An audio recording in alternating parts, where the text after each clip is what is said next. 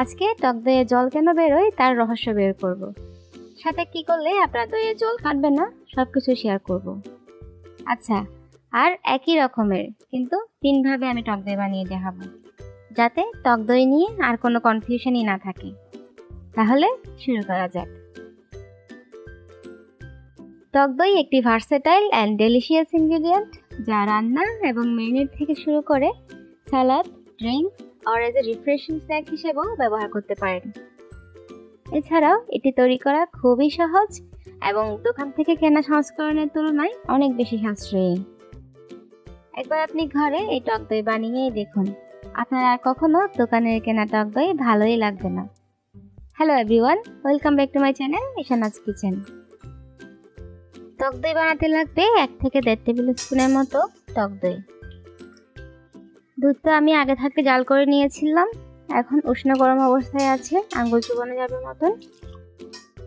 এবার টক দইটা ভালোভাবে ফেটিয়ে দুধে মিশিয়ে দেব। এই দইয়ের বীজটা আমি আগের বার যখন দই করেছিলাম সেখান থেকে তুলে রেখেছি। আপনারা দইয়ের বীজ ডিপ ফ্রিজে ঢুকিয়ে রাখলে নষ্ট হবে না।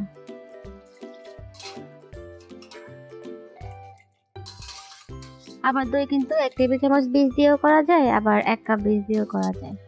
কিন্তু আপনি যত বেশি বীজ ইউজ করবেন দই কিনতে ততটা বেশি টক হবে। টক দই বসানোর জন্য 1 থেকে 2 টেবিল চামচই এনাফ।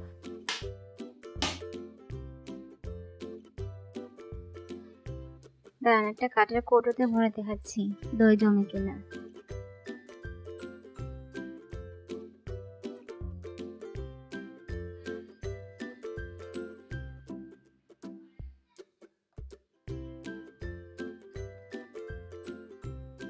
দই গরম থাকা অবস্থায় ভালোভাবে পেঁচিয়ে রাখবো একটা কম্পিউটার দিয়ে 7 থেকে 8 ঘন্টার মতো।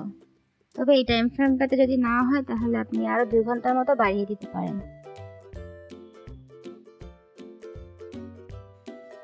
এখন কম্পিউটারটা খুলে দেখাচ্ছি কিরকম হলো।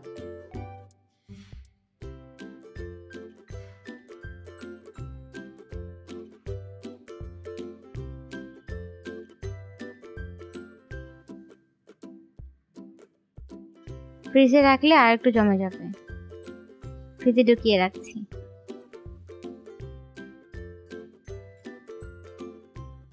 কাঠের কৌটোতে দেখুন কি সুন্দর দই জমেছে।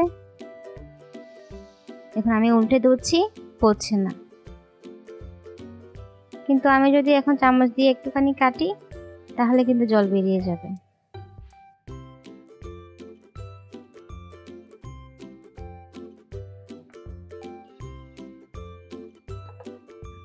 ফ্রিজ থেকে বের করে আনলাম।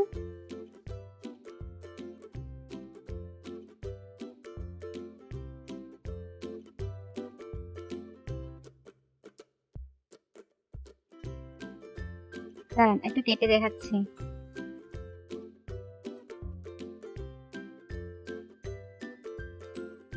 দই কি সুন্দর হয়েছে দেখুন। দই কাটলে দেখবেন দইয়ের কিনারা থেকে কিছু জল বেরিয়ে যাচ্ছে বা জমা হচ্ছে। এর কারণ হলো টক দই মূলত জমাট দুধ, যা কঠিন পদার্থ মানে দই এবং তরল পদার্থ মানে ঘোলে আলাদা হয়ে যাচ্ছে। টক দই কাটলে আপনি যে জল দেখতে পান তা আসলে দইয়ের ভিতরে আটকে থাকা ঘোল। বিশেষ করে আপনি যদি দুধ জাল দিয়ে না শুকান তাহলে এই ঘোল দইয়ের ভিতরে আটকে থাকে।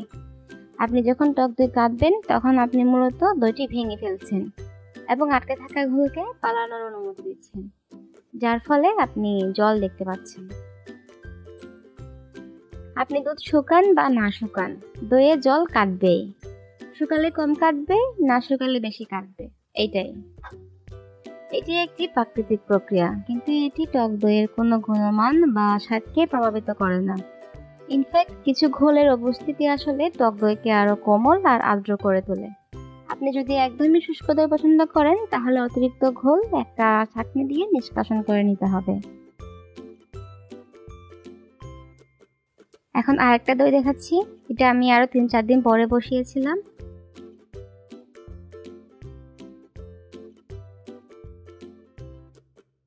এই দইটাও আগেরটার মতো বানিয়েছি, শুধু পার্থক্য হচ্ছে এই দুইটাতে আমি কোনো কমফোর্টার ইউজ করিনি, মানে কোনো কাঁথা বা কোনো টাওয়াল জাতীয় কোনো কিছু ইউজ করিনি, জাস্ট এক পাশে রেখে দিয়েছিলাম। আর 10 ঘন্টা পর দেখুন দই কিন্তু বসে গেছে, কিন্তু থিকনেসটা আসেনি।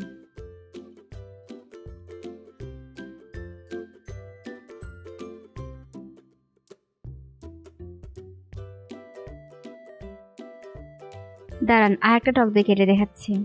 এই দইটা বানানোর জন্য আমি প্রায় 3 কেজি দুধকে শুকিয়ে 1.5 কেজি করে নিয়েছিলাম। আর আগেরটার মতো এই দইটা বসিয়েছি, আর কোনো ব্ল্যাঙ্কেটও ইউজ করিনি, কমফোর্টারও ইউজ করিনি। এক পাশে রেখে দিয়েছিলাম 9-10 ঘন্টার জন্য।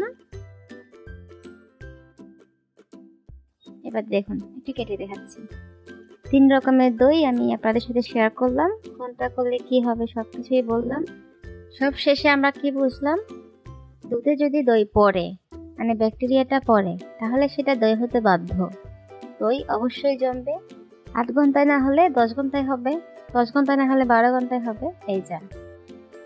আর শীতকালে হয়তো একটু সময়টা বেশি লাগতে পারে, তবে গরম জায়গায় দুধ রাখলে দই ভালো জমে। কেমন লাগলো আজকের সব রকমের টিপস এন্ড ট্রিক্স? অবশ্যই কমেন্টসে জানাবেন। সবাই ভালো থাকবেন। Thank you.